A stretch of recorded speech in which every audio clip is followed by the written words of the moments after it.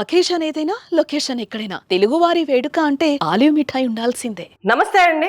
India మొత్తం mock drill కి ready అవుతున్న తరుణంలో ఆపరేషన్ సింధూర్ పేరిట భారత్ ఆల్రెడీ పీఓకే మీద దాడి చేసింది. 30 మంది దాకా ఉగ్రవాదులను కూడా తుదముట్టించామంటూ చెప్తుంది. ఒక్కసారి దాని గురించి మాట్లాడతాం. మేజర్ జనరల్ శ్రీనివాసరావు గారు మనతో ఉన్నారు. నమస్తే సార్. నమస్కారం అండి సార్. మన భారత్ మాతాకి జై. భారత్ మాతాకి జై సార్. మాతాకి జై. భారత్ మాతాకి జై. మాతాకి జై సార్. ఈ ఆపరేషన్ సింధూర్ ఇవాళ తెల్లవారుజామున 1:44 చేశారండి. సార్, దీంట్లో మన భారత సైన్యం, భారత వైమానిక దళం, భారత నేవీ భాగం పంచుకున్నారు. దీని ద్వారా పాకిస్తాన్ ఆక్యుపైడ్ కశ్మీర్లో, పాకిస్తాన్లో ఉన్న 9 స్థావరాల మీద ఒకేసారి దాడులు జరిపారు. ఇవన్నీ terrorist camps, terrorist locations, launch pods అని చెప్పి మనకి ఇంటెలిజెన్స్ పకడ్బందీగా ఉంది. అందువలనే మన దగ్గర ఉన్న 33 నుంచి 42 దాకా ఉన్న టార్గెట్స్లలో ఇవి సెలెక్ట్ చేసుకొని వీటిని మొదటి వారీగా కొట్టారు. ఎలా అయితే మన భారత ప్రధాని మధుబన్లో చెప్పారో, దీన్ని పెహల్గాం అటాక్ కి పాల్పడ్డ ఉగ్రవాదులు, టెర్రరిస్ట్ స్పాన్సర్స్ ని, టెర్రరిస్ట్ కి ప్లానింగ్ చేసిన వాళ్ళని తరిమి ఎక్కడ ఉన్నా, ఎక్కడ దాక్కున్నా కూడా పట్టుకొని వాళ్ళని శిక్షిస్తాము, వాళ్ళకి బుద్ధి చెప్తాము అని చెప్పారు. దాంట్లో భాగంగా ఇది మొదటి చర్య. సార్, ఇది మీరు ఇందాక అన్నట్టు ఆర్మీ అండ్ నేవీ కలిసి చేయడం అయితే జరిగింది. కానీ ఇలాంటి ఒకటి జరగబోతుందని ఎక్కడ ఇన్స్ట్రక్షన్స్ కానీ మనకు కానీ ఎక్కడ ఇంత కూడా ఇన్ఫర్మేషన్ లీక్ అవ్వలేదు. ఈవెన్ పాకిస్తానీ వాళ్ళు కూడా ఎక్స్పెక్ట్ చేయని దాడి సార్ ఇది.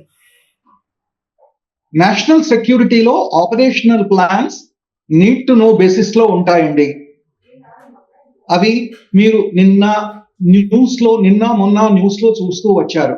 సార్, ఒకరొకరుగా వచ్చి Indian army chief, Indian air force chief, Indian naval chief, defence secretary, NSA Doval, ప్రధానమంత్రిని ఒకళ్ళొకళ్ళుగా వెళ్ళి కలిసి వచ్చారు.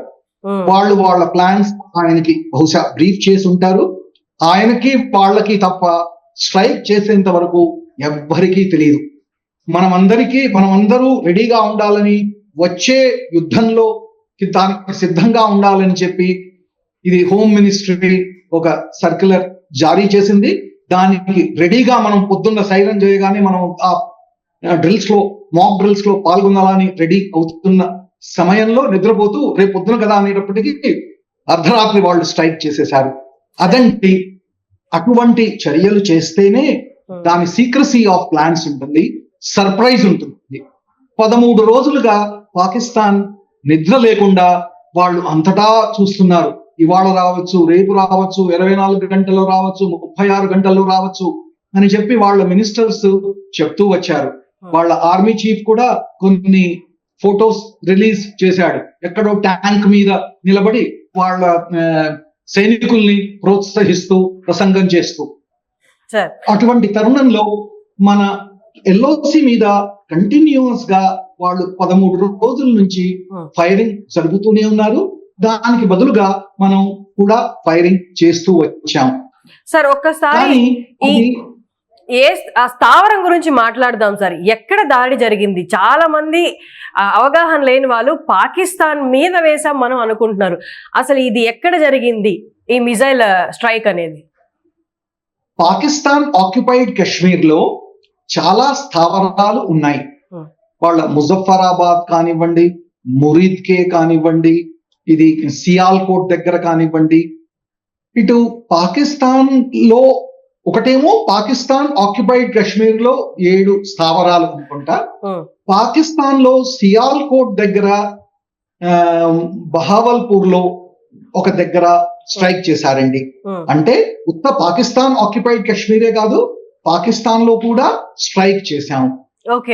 దీంట్లో మనం ప్రతిసారి మనం చెప్పేది ఏంటంటే, టెర్రరిస్ట్ స్థావరాలు ఉన్నాయి అని మనకు పకడ్బందీగా ఇన్ఫర్మేషన్ ఉంది. అందువలనే దాన్ని స్ట్రైక్ చేశాము. ఎటువంటి మిలిటరీ టార్గెట్స్ ని మేము స్ట్రైక్ చేయలేదు, ఎటువంటి సివిలియన్ టార్గెట్స్ ని మేము స్ట్రైక్ చేయలేదు.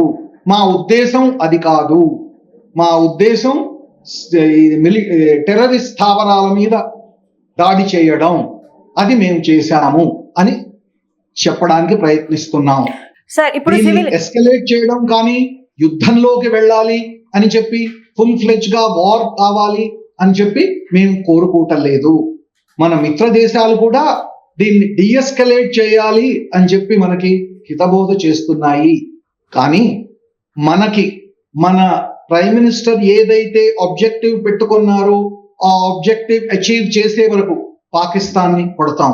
అది సైనిక పరంగానా, దౌత్య పరంగానా, ఎకనామికల్లీగా, లేక నీళ్లతోనే అనేది పాకిస్తాన్కు తెలియదు.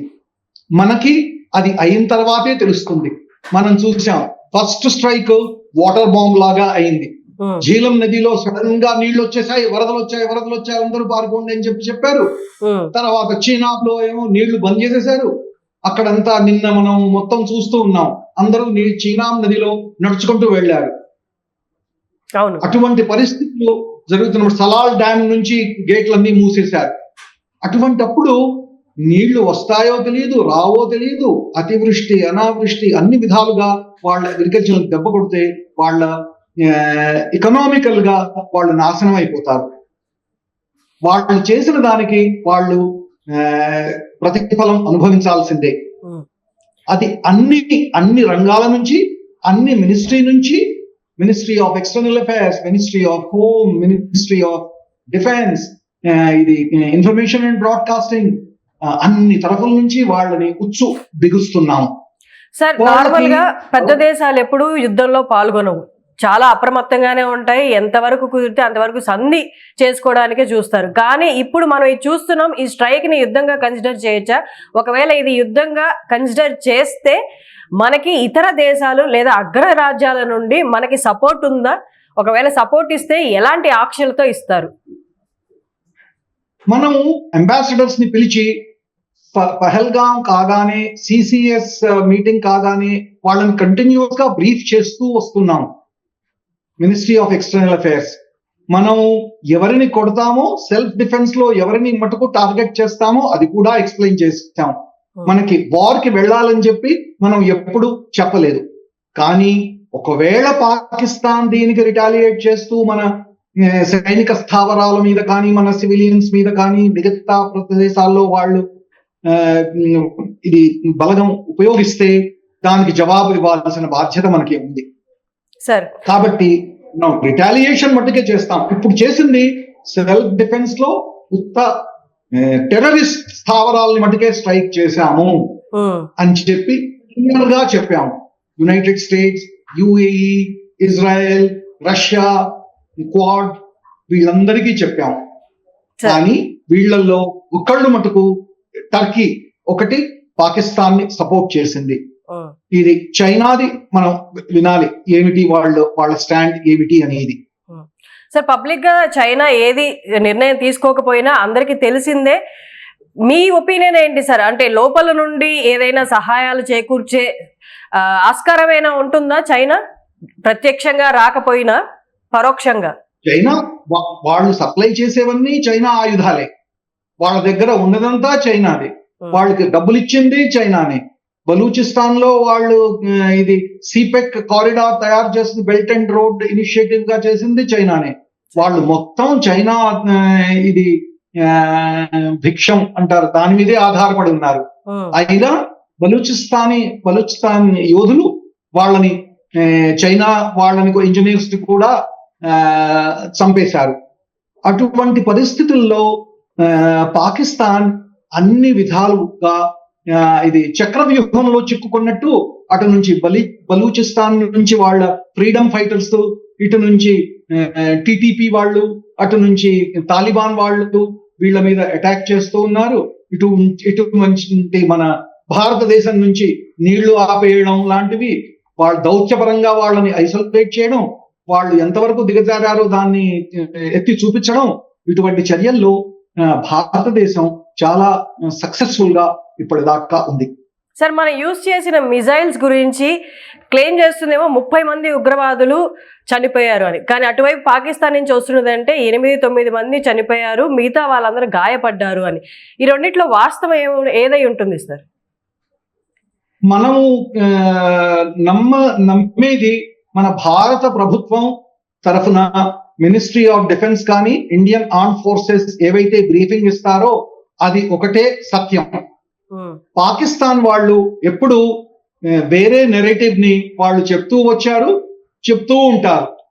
వాళ్ళు బాలాకోట్ జరగలేదని చెప్పారు, సర్జికల్ స్ట్రైక్స్ కాలేదన్నారు, మా మీద అసలు దాడులే జరగలేదన్నారు, మేము దాన్ని రఫాల్ని పడగొట్టామంటారు. వాళ్ళకి చిత్తం వచ్చింది చెప్తారు. దాన్ని నమ్మాల్సిన అవసరం అసలు లేనే లేదు. వాళ్ళు ప్రూఫ్ చూపించి ఇది పబ్లిక్ గా చెప్పినప్పుడు అది కూడా మన ప్రజాభిప్రాయాన్ని పెడదో చేయడానికి అని చెప్పి అనుకోవాలి.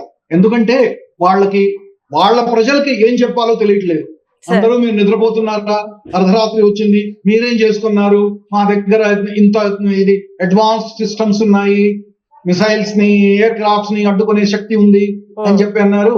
అయినా కూడా మీ దేశ భాగంలో చొచ్చుకొచ్చి అంటే స్టాండ్ ఆఫ్ అటాక్స్ అనుకోండి, మనం ఇంటర్నేషనల్ బోర్డర్ కానీ ఎల్ఓసి కానీ క్రాస్ చేయకుండా మన దేశంలో ఉండి స్టాండ్ ఆఫ్ అటాక్ తో మిసైల్స్, ప్రెసిషన్ గైడెడ్ మిసైల్స్ ఏవైతే మన ఇన్వెంటరీలో ఉన్నాయో వాటితో దాన్ని స్ట్రైక్ చేశాము. మంచి ఫలితం వచ్చింది. సార్ మిజైల్స్ వాళ్ళకి అంత స్థాయి ఉంటే మనల్ని ఎదుర్కొనేంత మిజైల్స్ అనేవి ఎయిర్ లో ఉన్నప్పుడే అవి స్ట్రైక్ అవ్వకుండా చూసే వాళ్ళ డిఫెన్స్ అంత స్ట్రాంగ్ గా ఉందా సార్? లేదు కదా. ఆ టెక్నాలజీ అమెరికా దగ్గర ఉంది. వాళ్ళది థాడ్ అని వెపన్స్, ఇది air to air missile system, iron dome, ఇటువంటివి అడ్వాన్స్ వెపన్ సిస్టమ్స్ వాళ్ళ దగ్గర, ఇజ్రాయెల్ దగ్గర, అమెరికా దగ్గర ఉన్నాయి. మనం తెచ్చుకున్నది S-400 మిసైల్ సిస్టమ్. మనం డెవలప్ చేసింది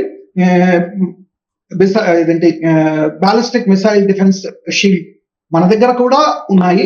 వాళ్ళ దగ్గర ఏముంది ఏమనేది మనకి లాస్ట్ టైం మనము బాలాకోట్ లో స్ట్రైక్ చేసినప్పుడు ఆపలేకపోయారు, ఇప్పుడు కూడా మన మిసైల్స్ ని ఆపలేకపోయారు. కాబట్టి వాళ్ళు ఏం క్లెయిమ్ చేసినా వాళ్ళు గొప్పలు చెప్పుకోవచ్చు, మా దగ్గర అది ఉంది ఇది ఉంది అని చెప్పి. అవి నిజంగా పనిచేస్తాయా లేదా అనేది యుద్ధంలోనే తెలుస్తుంది. Sir thank you sir, thank you so much. జై భారత్. జై హింద్. భారత్ మాతాకి జై. భారత్ మాతాకి జై. సుమన్ టీవీలో మీ పర్సనల్ అండ్ బిజినెస్ ప్రమోషన్స్ కోసం కింది నెంబర్కి కాంటాక్ట్ చేయండి.